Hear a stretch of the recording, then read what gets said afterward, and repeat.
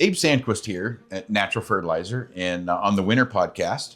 And I have a very exciting guest here today, a friend of mine and a client that we've known each other for about, a good 10, 15 years. And Kelly is a row crop farmer in Griswold, Iowa, and he also has livestock.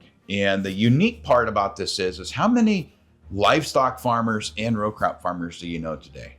Right? 100 years ago, everybody had 50 cows. They had 150 acres of row crop or maybe more. They had swine, they had poultry, made all their own stuff. And today it seems like it's very structured.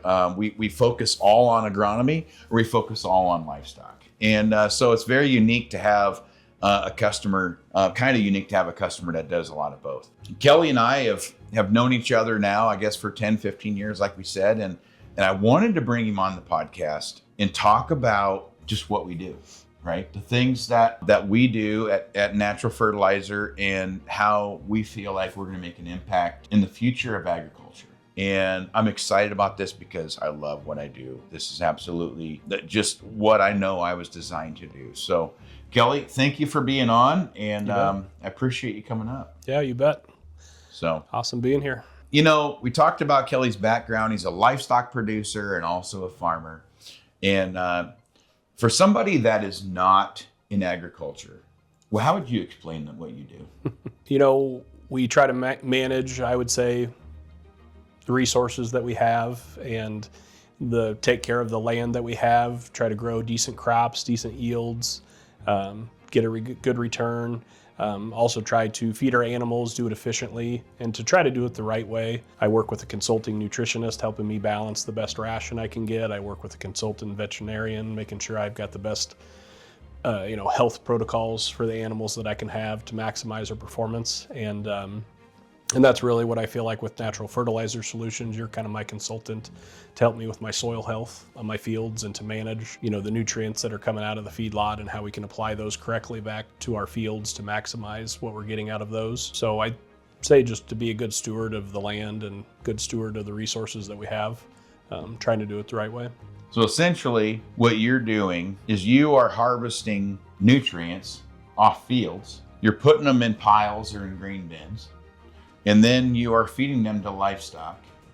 And then the livestock get processed and become food for humans. So essentially, Kelly is on the beginning stages of what we always call the nutrient cycle, right? So humans eat food for one reason, right? For energy and nutrients.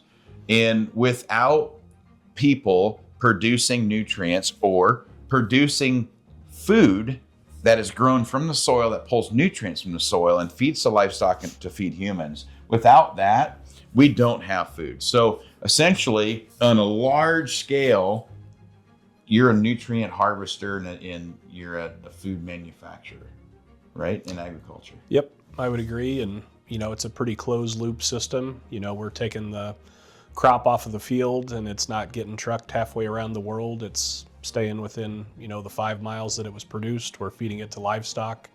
That livestock, is excreting manure that, again, is not coming from halfway around the world. It's coming from right here, and we're putting it back out on those same fields. It's so rewarding, and it's so, it's so much the way that Mother Nature intended it, right? I love working with the livestock side and the row crop side because this is the way it was designed. I don't think it was designed completely for us to go to other countries or even in this own country and harvest deposits of fertilizer and haul it back to fields. We do that because we feel like there's a deficit of nutrients that we harvest that we need. So we need, we feel like we have to do this, and that's what we do. But if we get the system back to the way it was originally designed, it actually works pretty smooth. Yeah. So the future of agriculture today, with costs the way they are, talk to me about the cost of your farming operation today. Yeah, I think we've kind of talked about that before we started, but we just have mentioned how prices have increased, whether we're talking about feeder cattle and buying feeder cattle today at 3 times the price of what they were 3 years ago. But yet at the same time, we're still just trying to carve out the $100 a head profit, Yep. even though we have so much more invested. And it's the same thing on the row crop side. To raise an acre of soybeans, it's going to take you about $600 to $650, depending on various inputs. And a corn crop is probably going to take you between $850 and $900, Yeah. per acre that you're going to have to invest to raise a crop. And it's so, in like the cattle side you're talking about, $2,800 for a feeder calf. Yep. Which, okay, I'm a cow calf guy, so I like that, right? Yep. I like having those feeder cattle to sell. I do think that we need to make that profitable enough to get these young guys to come in and be able to compete with $10,000 land. Absolutely. Seeding down crops, growing livestock, because if we don't have the beginning stages of that, we don't have feeder cattle to buy. Yep, we got to have the factory. The problem is when we're in the feeding side, which that's what we have, that's how we do it. We have to take it's a very competitive business. So we have to take a pretty highly leveraged position to make $100. Yep. Right. And the nice thing is that we're able to utilize the commodities that we grow, especially when you're when you're a farmer and you're a feeder. And you can take advantage of the basis of those materials. You can take advantage of not having to haul them down the road to sell them as a commodity. Have to worry about drying costs. Yep. Drying costs. Off-farm storage. Yep. And gosh, you're vertically integrated, right? So you're making your own fertilizer. Yep, that's right. Not very many people can say that. So what do you think about long-term on fertilizer? I know none of us have a crystal ball, but if you had one, what do you think it would say? I just think that, kind of like you were saying, I think in the commercialization of farming, we've gotten a little bit away from how Mother Nature designed it, and we're kind of working against her a little bit. And I think that's going to come full circle now, where I think we're going to have to realize how we can work with Mother Nature. And maybe, especially when margins are tighter, we have to be more wise with the dollars that we're investing and how we're investing those to raise this crop. And I think that's going to be key going forward. That's what I'm looking for is the way that we're doing it now, I don't think is sustainable long term. And I think that there will be legislation and different things that come down the path that are going to tell us that we need to do things differently. And instead of being led by somebody telling me what to do that maybe doesn't know how we should do it, I would rather be working with you and guiding us on how we should be getting there. Bringing it back a little bit more to the way it was originally designed. Mm-hmm. And that's one of our goals at Natural Fertilizer and Soil Solutions and our Soil First system is trying to leverage the way it was designed and then move forward. Because like I said, for 100 years ago, we weren't importing fertility back then. So, it used to be 5 years ago, we were spending what, $100 an acre on fertilizer? Maybe a little further, maybe 10 years ago, right? $100 is not a lot anymore. Mm-hmm. And now I'd say you add up your dry fertilizer, you're going to spend more than 100. We're going to spend 125, 130, 40 on commercial nitrogen. Yep. And do you see that going down in the near future or the long term? I don't see the cost of commercial fertilizer going down. It's just farmers are the only one that buy everything at retail and sell it wholesale. And whether they're going to have a price increase because of cost of living or because fuel has went up or a tariff has come into place, there's just always something out there where those inputs just kind of gradually creep up over time. And I don't see that going the other way. Yeah. And I hope that we can keep our commodity prices high enough to support inflation. And I hope that the whole system can align where the inflation is going to allow the general public and the consumer to actually be able to afford to buy things, because this all has to work together. It all has to be a system that we create. So over the next 10 years, I don't know. I'm looking at what's happening right now in the Middle East. You're looking at what happens in other countries as far as, long term, we might be in a short-term play on a war or some difficulties overseas. Long term, I just kind of wonder if if we're going to be able to keep the fertilizer systems that we have today. Are we going to be able to keep the fertilizer system that we have on dry fertilizer like MAP and potash? Those are non-renewable, right? They're a hole in the ground. They're a mine that they will eventually run out. So if I owned Mosaic, right? Now I'm a nice person. I'd like to keep the prices modest, right? But if I owned a company like that, I would say I'm harvesting and I'm not being able to put back in. So I don't think I'm going to lower the price. And I don't think they are. I mean, I think that their profits year over year are up to 100% plus. Yep. And they can get it because they can. They have a captive audience. So we need to make sure that, are we buying fertilizer because it feels good to us? And that's what we've done, I think, in the last 25, 30, 40 years. Or are we buying fertilizer because we actually need it? Yeah. And I think that's what we're trying to more or less figure out, how to manage the system so we can utilize it properly. Like I said, I work with a consulting vet and nutritionist, and the ones that I work with, they're not associated with a company. They're independents. So when they come to me with a solution, is it the real solution that I need, or is it just the product that their company needs to sell? And I think that we've gotten that way a little bit with the commercial fertilizer. You've got these companies that have these big facilities that they've invested money in, and they've got to get a return on their investment. So if you have an agronomist that is working within that system, of course he's going to tell you that you need a little bit more. A little bit more won't hurt. You better add it, because if you don't, you might be in trouble. So it's just kind of a broken system that way. So you just said something there, return on investment. Do you feel like and now I know you're utilizing a lot of manure now, and you've utilized some commercial in the past. Do you feel like there's an honest return on investment to $100 an acre in dry fertilizer today? I mean, that's going to be more your territory than mine, but it's just very hard when you are putting out those dry spreads and it's just a blanket shot. And we're going to have this calculated for 200 bushel corn and 60 bushel soybeans.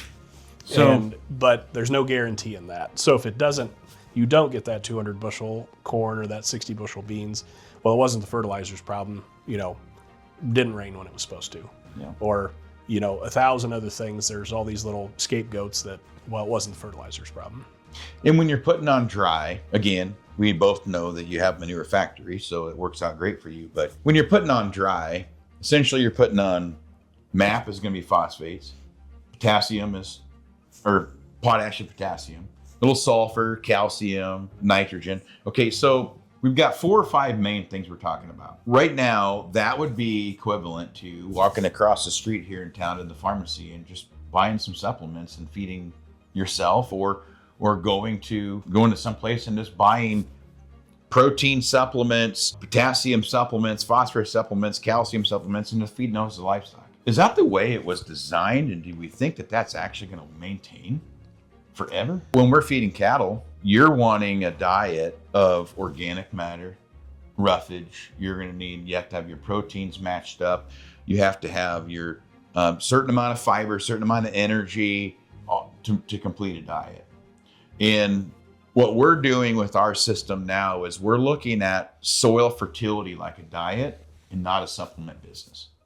We don't want to be a supplement business. We want to be a nutritionist, right? So that's the difference that we have. Prior to us working together, what did you guys do with your manure? We tried to manage it the best that we could. It was always a struggle. Equipment, having the right pieces of equipment at the right time, not broke down, but actually working. Having the extra people around that it would need to take to get all that manure handled, and then plus the weather being the right conditions. So it was like we were constantly having to thread this needle of everything going right, all the equipment up and going and not breaking down, having the extra guy or two around to sit in a tractor or sit in a loader, and then Mother Nature not being rainy, and managing all the other things that we have to do on a day-to-day basis. So we were managing the manure, but probably not doing as good a job as we should have. I think that was back. A lot's changed in the last 15 years. At that time, manure was more of just a product that we were wanting to get rid of, and to do it as quickly as we could and as fast as we could. And if that meant you were just going 40 feet outside the gate and cutting her loose, that's what you did, just because you had to get it done. Yeah. And there was so much to do in such a short amount of time with so few people. We were always chasing our tail and never doing a good job. And I could see right away, having you guys come in with the proper equipment, with the extra guys, and managing that manure better. So if our field didn't need it, or this spot of the field didn't need it, we could take it to where it needed to go. And if we had gotten this field built up enough, even though it was close to the feedlot, it didn't really need any more, how can you help us get that to some of our further away fields? Mm-hmm. So when we came in, one of the first things I think I remember doing was, because you're a very business-minded person, and so are most farmers and livestock feeders. I don't know, one of the first things I think we had to do was look at the economics, right? So how far can we afford to haul this product? And back then, I don't think any of us knew. No. Right? So that's one thing I started doing was working out the most efficient way to handle it, understanding its true value, and then what kind of return it got to us. And then we can come in and say, don't put it on that field next door. We can haul it to that one 20 miles away. And most people are like, what? How are we going to afford that? Well, when you compare it to the cost of commercial, and then you figure out what's all in it, and then we showed you we can haul it 20 miles away. And what are you seeing now? I mean, do you see that those farms further away that are getting the manure now and being managed more like a system, do you feel like they're becoming more even? Yeah, I always think when you first get that manure to the field that hasn't had it for a long time, or if ever, you always see a really great initial response to that. What was our manure? We didn't even know. We weren't testing it. Yeah. So you guys came in and tested the manure to let us know what's in there. What is the value? What is actually in there? Yeah. Is it all just bedding? Is it dirt? Or is there actually manure there? So I think you guys did a great job of saying this is what's in your product, and then comparing that to the commercial equivalent, and then helping us with the soil tests. Is this field low in a certain area, a certain spot, and helping us apply those nutrients to the right field in the right amount. So it's just a complete game changer. And it's I would say investing in manure, a lot of times at the beginning days we were doing like a 2-year spread. So as the farmer, you're incurring that cost up front, and you're going to try to prorate that over 2 crops, but you're up front in that cost then. So it's a little challenging, I would say, to get that started versus if you're just going to hit it with commercial every year. Yeah. And it's lower dollars per acre, but you're spending it every year, versus manure. I think you're thinking more long term. Yep.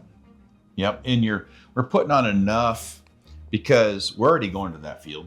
We just as well spread it a little heavier to try to keep the cost lower. Yep. And now we're looking at, longer term in our strategy too. Can we put it on thinner, cover more acres, and potentially be an exporter, right? And maybe even create a revenue stream for you being not only a feedlot and a farmer, but maybe someday you're going to be a fertilizer manufacturer too, right? See how that works. But you mentioned working with us, you're able to kind of limit your help a little bit more, relax on the amount of expensive machinery that you have for handling manure only. But what about the process of working with us now, handling manure, versus when you're doing it before on your own? Does it seem like we get more like, are we in the way? Do you like it when we just come in and blast things out? I mean, how does that feel compared to what it used to? What it used to, it was just you go like hell and hope something doesn't break and somebody doesn't have to leave early and it doesn't rain. Now I feel like we've worked together long enough, and I have the same guys working with me, and your crews for the most part are the same guys. We're all talking the same language. They know where our fields are at. They know where our pens are at. They know where our stockpiles are going to be. They know how you get in and out of this pen. So we just have that all down now, where it's just smooth. It's like a sewing machine, it just hums and it runs. And, I like sitting down with your guys ahead of time, and we're planning. We're looking long-term strategic. It's not just take it close as you can and get rid of it. What fields do we need to go to? What crops are going to those fields next year and probably even the year after that? Does it need manure? Yes or no? If it does, what's our rate look like? We just start at the top We think we have this many tons to work with. We've got this many acres that we would like to cover. Once we get those covered, if we have a little bit more, these are our secondary options. If we don't need that, then, potentially looking at some neighbors that might be interested in that. A lot of farmers in our area, they bring us corn. Got good relationships with a lot of those guys. We buy some of their hay, and they're really excited about our manure. They don't have livestock. They see that it's working. They don't have access to it on their own, so they're, wanting to work with us to get access to that. A good rule of thumb for people that are watching too, everybody we look at balance, right? How much manure do we make? How much manure do we need? And a quick rule of thumb that I've thought about is 1 animal unit, right? I don't care if it's a poultry, I don't care if it's a swine, beef, 1 animal unit is around 1,000 pounds of animal, okay?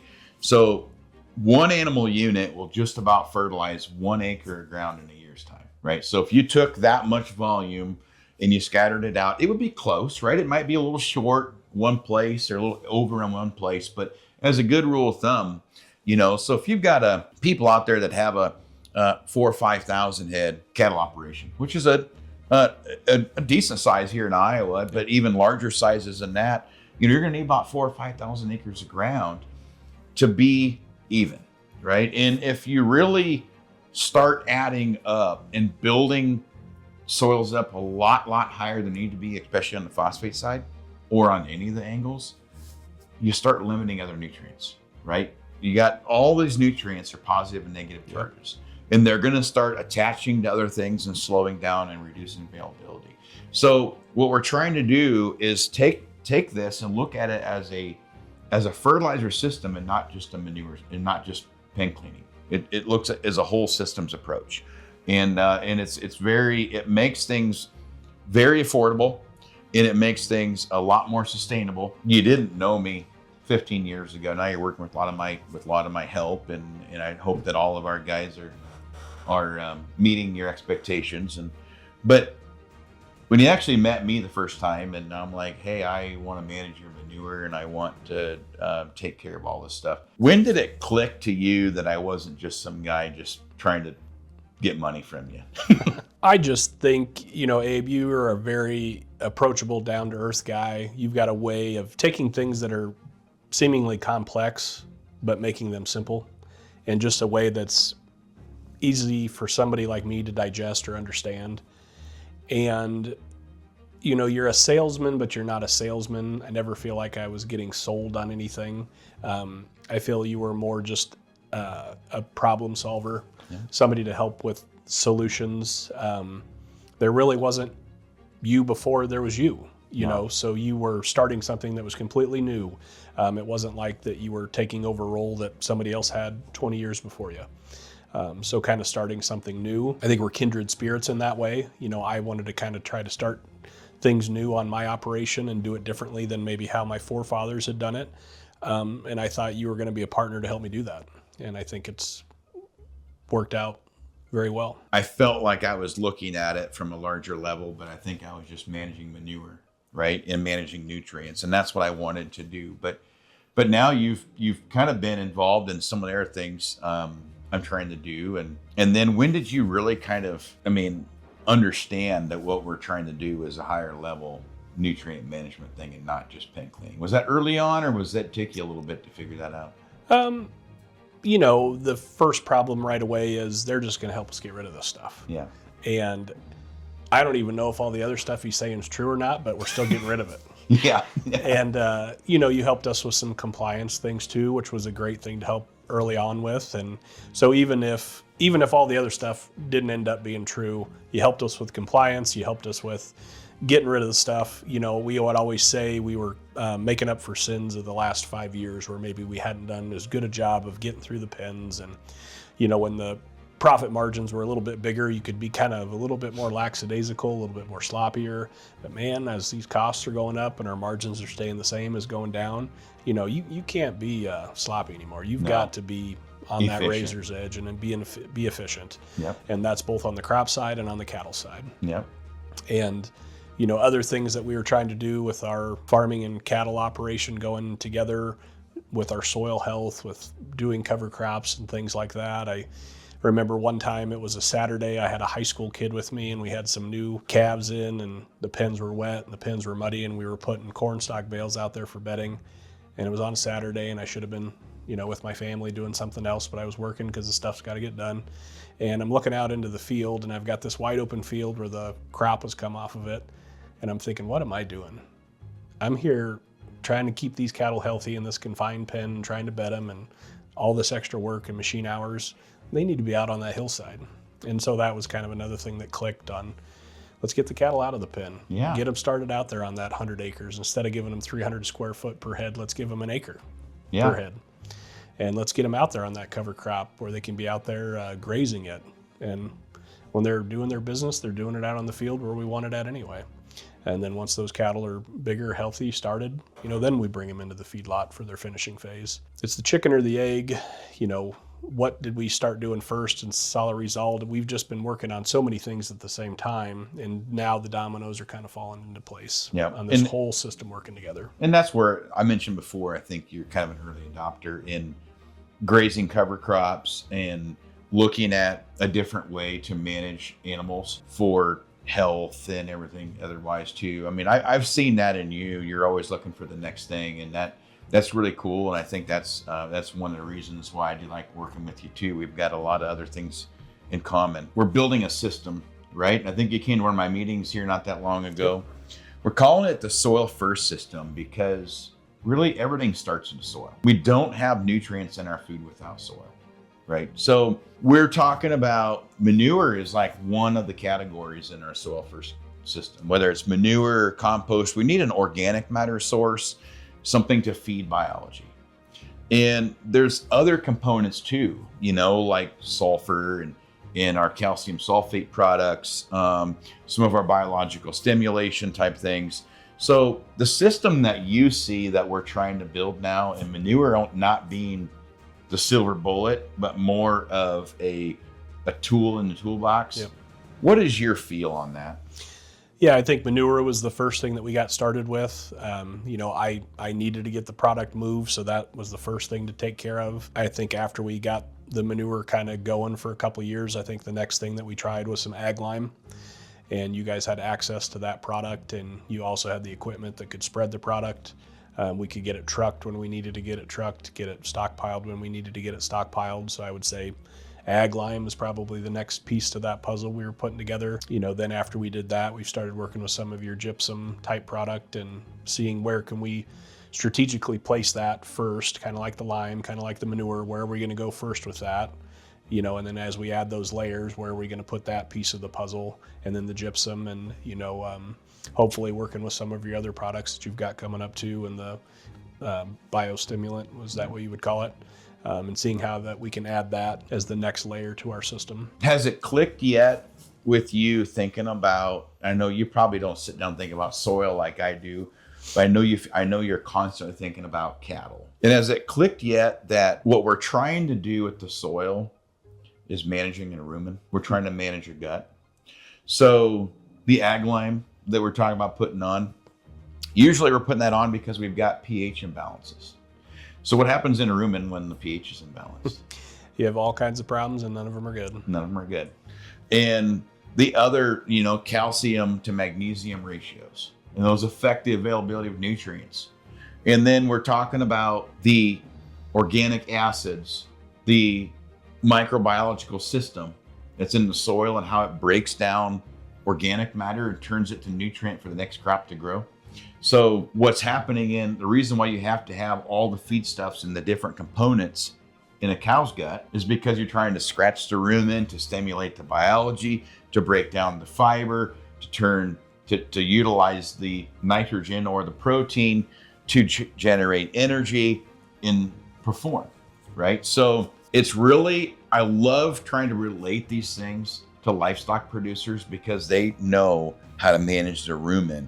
They know nutrition better than half the people that call themselves nutritionists, right? And what's clicked with me is that managing the soil is not a lot different. It's a biological system that we have that we manage. And obviously I don't manage my biological system enough internally because I probably could shed a few pounds. Maybe I'm eating a little too much energy, a little too much nitrogen once in a while. But at the end of the day, I do feel like I would be in a more healthier state if I did manage my nutrition better. But that's beside the point. We'll get to that later. But it is, if we manage these things like the way they were created, we'll get more productivity out of it. The livestock, the human, and the soil. Yep. So it's something I think that we need to constantly stay on with. One of the things we've talked about, and you and I have talked about this more than a lot of other people. 5 years ago, or maybe a little more than that, I was saying, Kelly, I need to find more manure because I have a lot of people that want it. And how am I going to do that? Right. So there's been a lot of, back when I used to work for the USDA, NRCS, 25 years ago or 20 some years ago now, the one thing that resonated with me when I was writing nutrient management plans is every organic resource on a farm can be a nutrient source, right? Whether it's a dead livestock or whether it's grain or whether it's hay or manure or anything else, if it's biological and it grew from the soil, it's going to be a nutrient source, right? So I'm thinking, why can't we, how do we make manure, right? We make manure by feeding nutrients to livestock. Well, we also make manure by feeding nutrients to humans, right? And in the process of that, we have waste streams, right? When you feed livestock, Kelly, and you're making feed, what is shrink? You pay for 25 tons of something, and by the time you turn around and feed it out, you only had 24 and a half tons. So in that process, it's maybe feed that was discarded because of some reason, or maybe it just blew away, right? Spilled, moisture. But in the process of making food for humans, there's shrink. There are products that we just can't use. And every day we process so much of that there's all kinds of it around. So that's why we've designed over the last 5 years now what we call winter centers. And the winter centers are going to be introduced this year. Again, we've had a podcast on this before, and that's what our podcast is named after. But waste into nutrient recovery. We're trying to recover these nutrients from all different facets of food production, because that is what the heart of agriculture is food production. And we're trying to capture all of those and take them back again. So when I'm talking about that, how does that feel to you? And what do you think about that? I mean, it makes sense to me. We've got the product with manure that we only have so much of. There's only so much livestock. There's not going to be lots of new feedlots getting built in our area where it's going to be creating more manure, but we've got a customer base that would like it. So what naturally else can we bring into that stream to create more of it? And I think, like you're saying, with diverting some of those things from landfills where they just go to a hole and then they're done. Yep. And probably producing methane from that we don't want. So how can we redirect those to these winter centers to combine with manure to come up with a better product for our soil? So we've, for a long time now, we've been into recycling plastics, recycling papers, recycling pop cans, right? And it's kind of common, and I think everybody wants to do that, but how many people are talking about recycling nutrients? Very few. And, with our food scraps, we'll compost those, but we live on a farm. Most people are living in towns, living in cities where I don't think that it's not that they don't want to do it. I just don't think that they have the option of how to do it right now. Correct. When I was a kid, right, where we had waste, we'd take it out and feed it to the hogs. Yep. Or we used to just take it out and throw it over the fence, and the chickens would eat it. Yep. And they'd go lay eggs, and you can't do that in town. Somebody get mad because your dog would be eating the leftover hamburger from yesterday, So it's very, we have to have an avenue for this. And I've been saying this for a long time, but humans are becoming the largest livestock population this world's ever seen, right? We started out with livestock all over, and they would be 40 head, like we talked about before, on 160 acres of ground. And everything we recycle in that one spot. And there used to be a homestead every mile, and every mile there'd be a farmer on that. And maybe even every quarter mile. In a family. And because of the way the world turns, and the way things have worked out, and it is the way it is, we've consolidated. Industrial revolution, just So the process the up. cities have grown, and we talk about CAFOs, right? Large confinement animal feeding operations. So look at how big the cities are now versus what they were 100 years ago. These winter centers, what we're trying to do is all these nutrients now are confined inside cities, and the nutrients need to go back out to farmland to start the next process. And freight plays a big factor in how these are going to be affordable to buyers, how they're going to be affordable locations for a supplier of a waste stream to get it there and not have their costs too high either. So our plan is to put these about every 60 to 100 miles, right? And then we would find a metropolitan area, it'd make it affordable to get it there, and then we can be able to take it out. So we would need different kinds of nutrient sources to supply to these to make our balances work right. And if there happened to be one of our winter centers come up in your neighborhood, how do you think that would affect you as a livestock producer and you or your neighbors as a farming operation? I mean, I think it would have a positive effect. We don't have enough manure to go around. I think every year we've got more people interested in the product than we have product. Luckily, we've built some of our fields up over time where maybe I don't need to have as much as I once did, so there's maybe a little bit more out there to sell. Luckily, we've done a pretty good job of keeping the feedlot full, to keep that manure generation going. There will be times, though, where feedlot probably might not be completely full. Yeah. And then if it's not, I don't want to go back to the commercial fertilizer route. So this winter center is a way that I can, even for myself, make sure that I've got enough of the product that I want for my field and for our customers or our neighbors that also want it. So when you look at buying a natural fertilizer, is the fertilizer and the response to it like the main trigger for you, or is there other intrinsic values that you feel with utilizing a natural fertilizer versus a synthetic?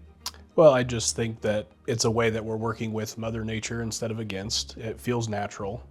I mean, this nutrient is coming from literally 5 miles away, not halfway around the world. We're not paying another country for that fertilizer. We're creating it in America.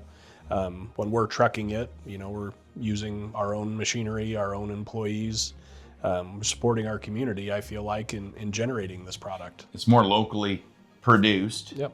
All the people that do most of the work, and we have a lot of subcontractors that we work with too from around the area, and they all very much enjoy the work. All of us appreciate working on your operation, and if you didn't have an operation that made manure, a lot of us wouldn't have a job. Yep. Right. So it's so fun to be able to say that, for me, to be able to say I've created something that can employ people and they have a physical impact on their local area.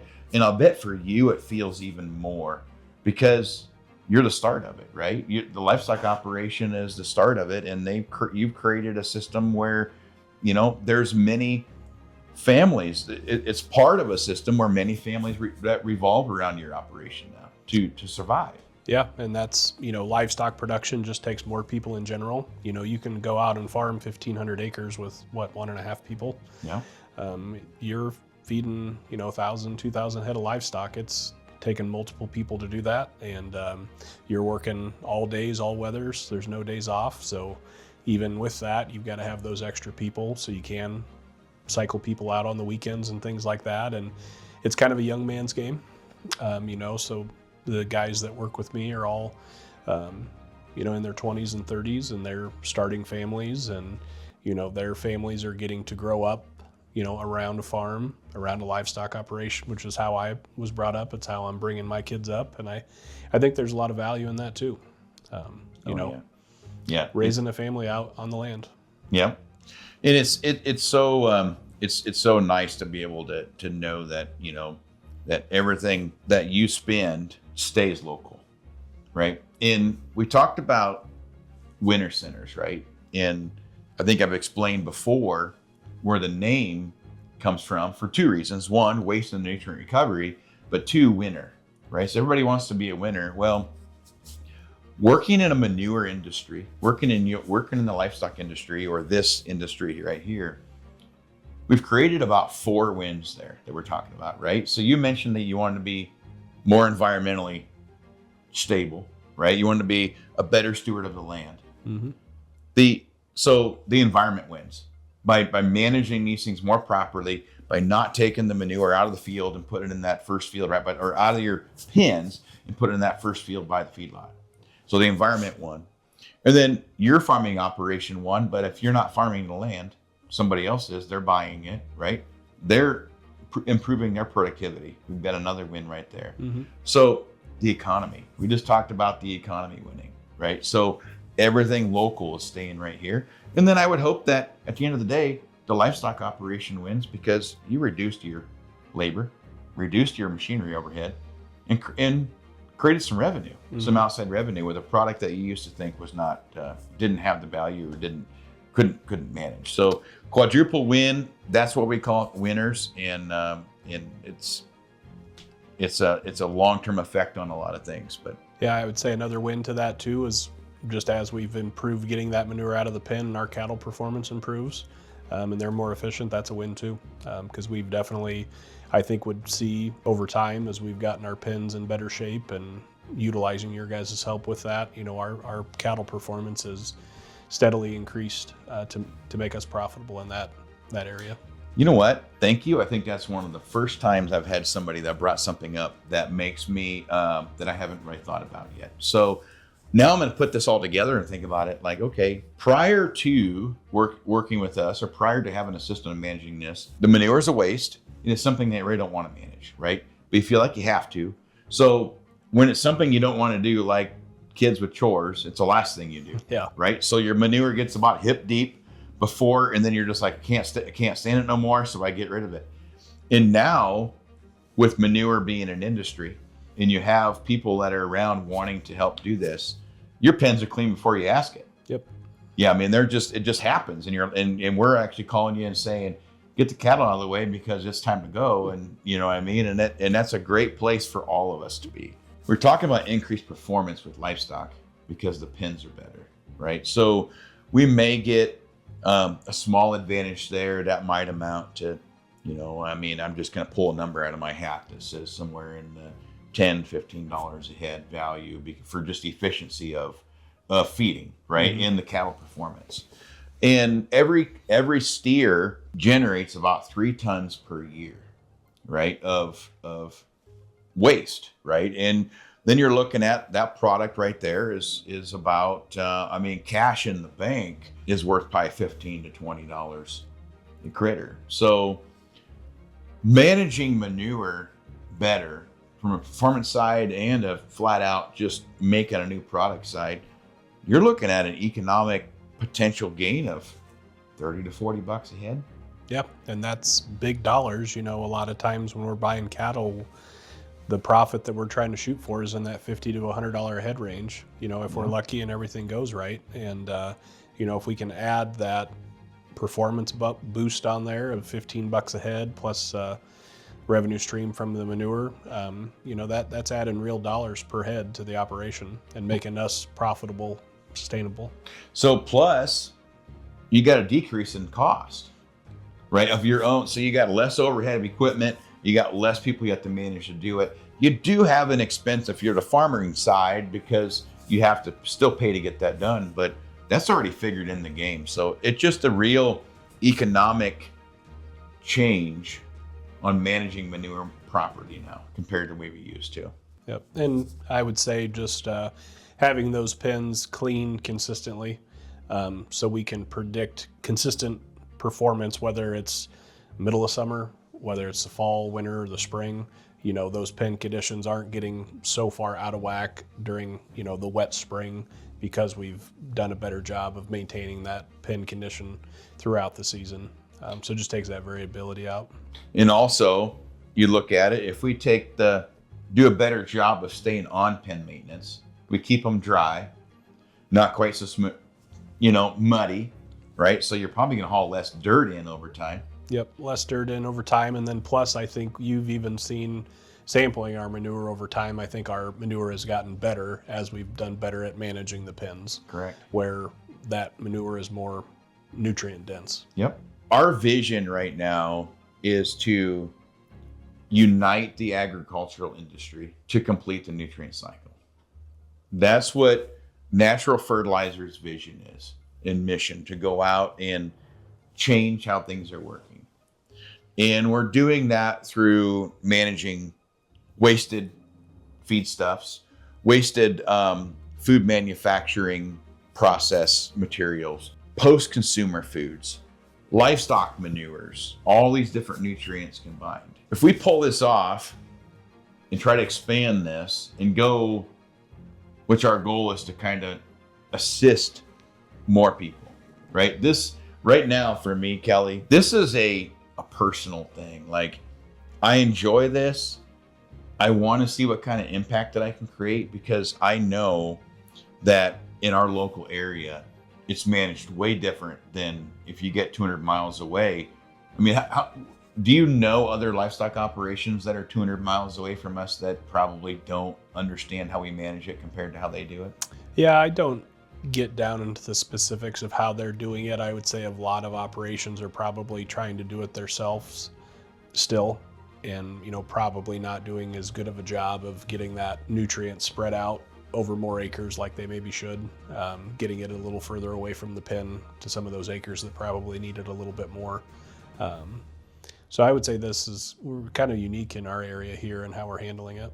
Yeah. So they just don't have the logistics or the resources or the people that want to focus on the marketing and put it together and lead that system around, right? So if we can make this happen, and my goal is to go around and work with more and more people in the Midwest and take the waste streams from everywhere and make this happen. How do you see that changing agriculture in 10, 15 years? I mean, I think it could be huge. I mean, what happens if we can reduce our dependency on foreign commercial fertilizers by 30% in the next 10 to 15 years? I mean, that's a lot of dollars staying within our country and not going outside of this country. I think even from, like you have seen some of our supply chains be interrupted, whether it's from a war or from a tariff. The fact that we can have these nutrients on our soil and produce them here and keep them here and utilize them here, just from, I don't know, it's almost like a national safety thing. Yeah. When we can be standalone, we can raise the crops, and we can raise the animals, and we can do that with nutrients that we're producing right here and not relying on maybe some countries that aren't super friendly with us all the time. Mm-hmm. I think that's a huge impact. And whether you like it or not, with the administration that we have, there's the marketing deploy it's really kind of nice, neat, but it's the Make America Great Again, right? So the red hats, and what we always want to say is that we want to make agriculture sustainable again, right? So MESA, we want to make agriculture sustainable again. It used to be that way, and it was that way just because of nature and how it worked, and it went away because of just capitalism.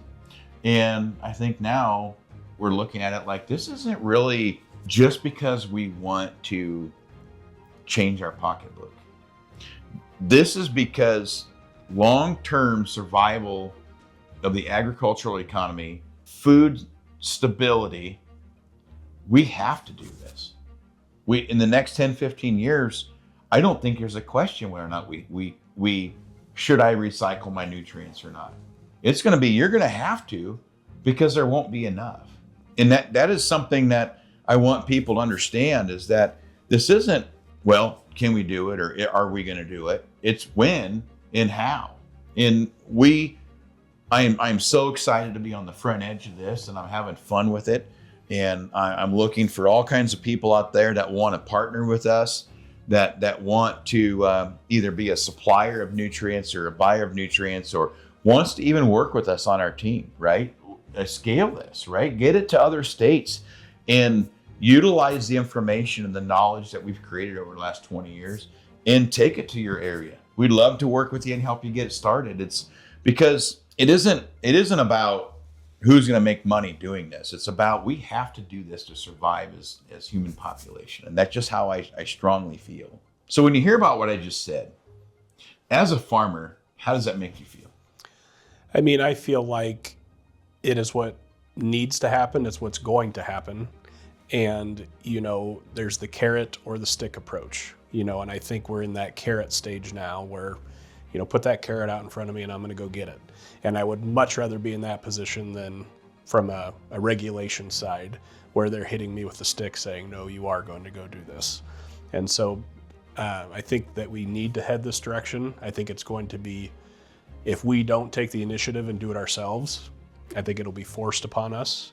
And I think if it's forced upon us, the outcome is going to be probably a poorer result and not the way that it needs to be done, versus if we can be proactive and say we need to do this and lead that charge, I think we can lead the charge in the right direction, where it's not just better for the soil, better for our environment. I think it could be better for our local communities and better for our farms. Yeah. So what you just said there reminds me of when I started my business, and it's another play off the wins from winners. 20 some years ago when I was working with livestock operations and I was more with the USDA NRCS side. And we were trying to figure out, how do we get these guys to manage their nutrients, to manage their manure, right? And everybody's like, well, we just have to tell them and show them their phosphorus loss indexes and tell them how it's polluting the earth and it's polluting waters and doing these things. But the one thing I kind of raised my hand as a kid and I was like, put a dollar sign on it. And they're like, what? And I was like, make it worth something. Money talks. Money talks. You could walk down the street. I've used this one all the time. You could walk down the street and see a Snickers wrapper on the ground. Half the people, maybe, would pick it up, put it in a trash can, right? The other half would walk on by. If there was a nickel down there, which I don't know when the last time you could buy a Snickers with a nickel. I don't think I was even old enough to be there. You'd still pick it up, right? So if it's a dollar sign, we will manage it. That is what humans do. So what I want to make sure that I talk about is that with these wins we talked about, if every single person wins in a transaction, it's impossible for this thing to fail, right? It'll happen on its own. It'll continue. So that is the carrot, right? We're not saying pick up that trash because it's a nice thing to do. You're going to pick it up because it's worth something to you, yep. Right? And that will last forever. That compared to regulation, I don't think there will be much of a need for nutrient management regulation in the next 10 years. Because I feel like we are going to manage these nutrients because we have to. And 25 years ago, that was my job, right? To help people manage the regulation side of nutrient management. We called ourselves manure managers, and all we did was manage the paperwork side. Mm-hmm. And I knew that wasn't sustainable, because you don't want to write me a check just to write a manure plan, right? And I don't really want to take the money from you for doing it, right? That's just something like, it feels like it's something that we have to do. But you don't mind, paying to have something done that's going to make you money, right? That's an investment now. So when nutrients become an investment, I really do not think that there will be much need for regulators then. People are going to say, you're doing it better than what we even asked you to do. Mm-hmm. So that's the way I see this moving, my personal opinion, and I'm excited for that day to come. So with the winter synergy, it's a new technology, and sometimes I always joke, you don't want to be on the bleeding edge, but you want to be on the leading edge, and so I think there's going to be a little bit of, it'll be a little clunky maybe to get started. You got to kind of walk before you run, but you got to get started. And so I think you have to have the approach of having a little grace, if we're getting in all this food waste and if we're not getting it through properly, is there going to be a smell? Is there going to be stuff coming and getting into it? Is it going to blow where it's going to blow across the yard and I'm going to have neighbors, getting on me because it's a blight? So I think just making sure, whether it's the we have the proper equipment to handle it, or we have the proper employees to handle it, proper facilities to handle it, just making sure that we want it to get off to a good start, and we don't want it to be a town hall like where somebody's fighting against a hog confinement because there's going to be smell and there's going to be pollution or whatever. How can we sell it to our neighbors that this isn't going to be a blight on the landscape? It's going to be a benefit, a positive.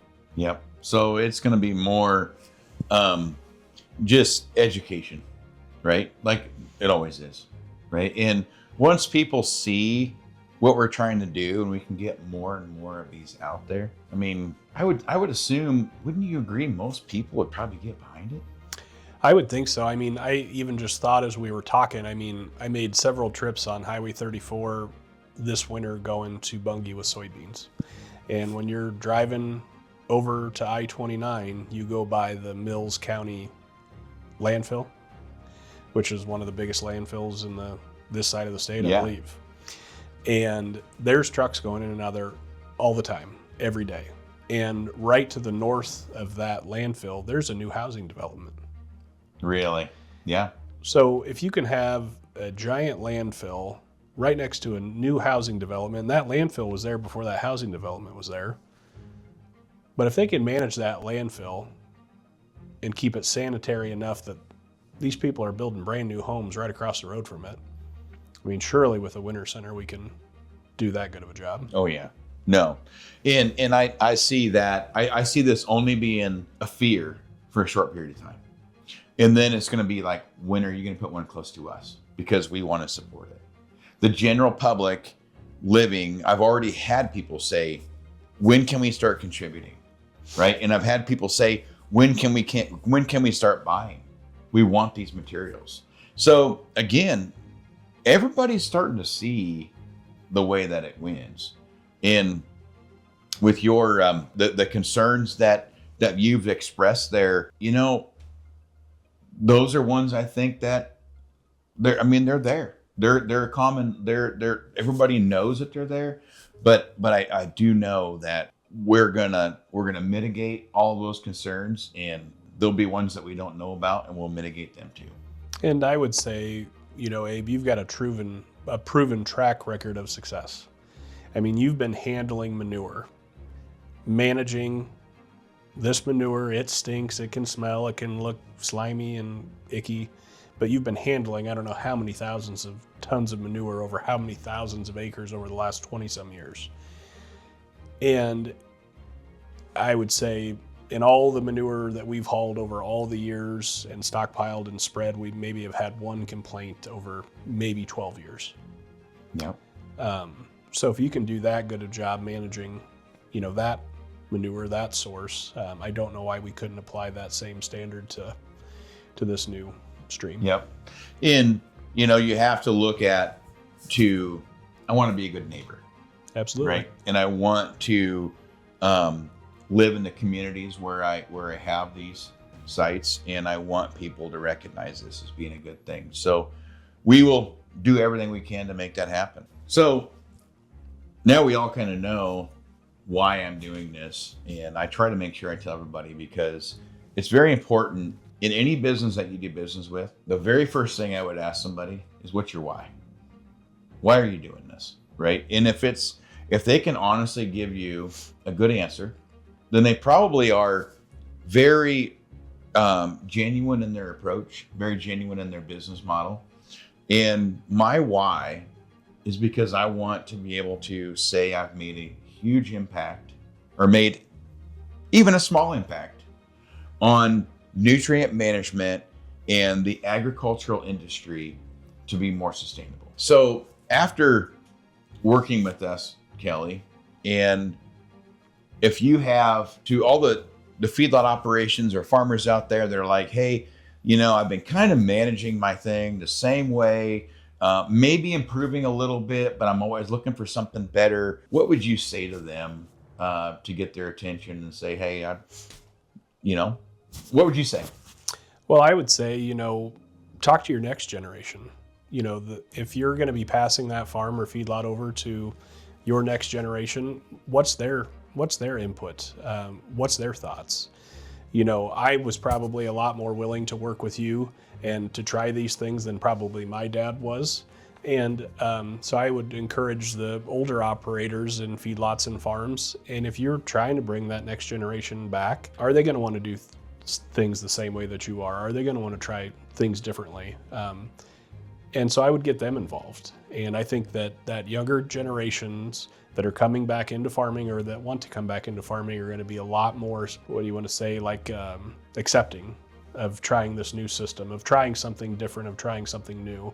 Not having that mentality that this is how grandpa did it and this is how dad did it, so by God, that's the way I'm going to do it. So I think you'll have, for those older producers, if they're talking to their next generation that's coming up and really asking them what they want to do going forward, I think you're going to have a lot more willingness to adopt the technology, to adopt this way of doing. And that's something that most triggered to me here too. Most every farmer that I've ever known has always used that phrase. It says, leave it better than the way you found it.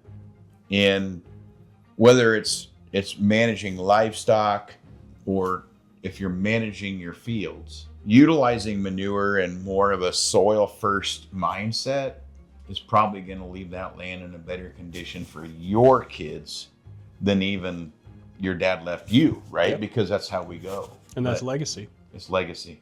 I would say legacy means more to us than to a lot of industries, because this is something that we strongly care about. And as we mentioned before, it's not always the most profitable. It's got ups and downs. We're doing it because of the legacy. We're 100%. Doing it because we have it. We want to be able to pass it on.